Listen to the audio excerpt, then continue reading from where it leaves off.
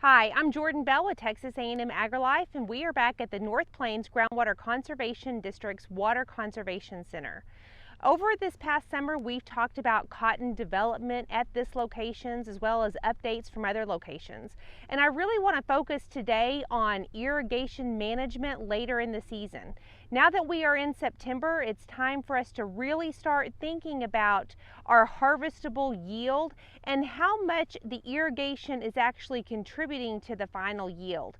In the last week, I've seen a lot of pivots running across the northern Texas Panhandle, and our previous research at the Water Conservation District has shown that after August the 10th, we see a very rapid decline in the blooms that contribute to a harvestable boll.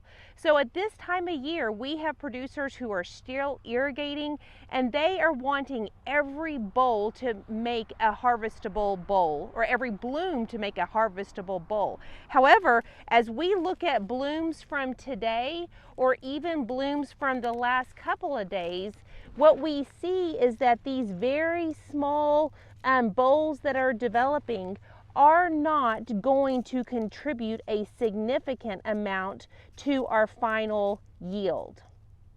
And so as we continue to irrigate late in the season, what we are doing is keeping these plants in vegetative development.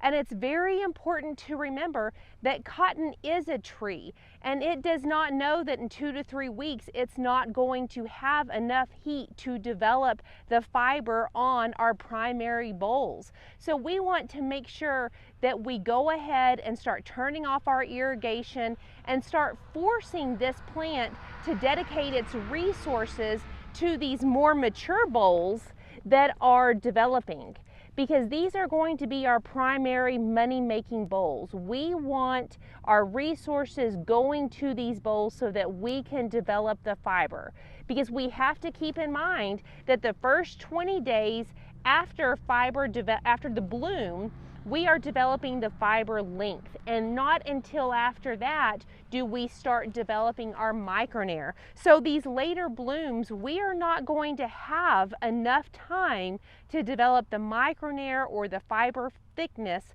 and so we want to make sure that we do not lower our grades by continuing to irrigate. Let's focus on these earlier bolls, and so that we can concentrate resources in those and maximize our yield as well as our quality.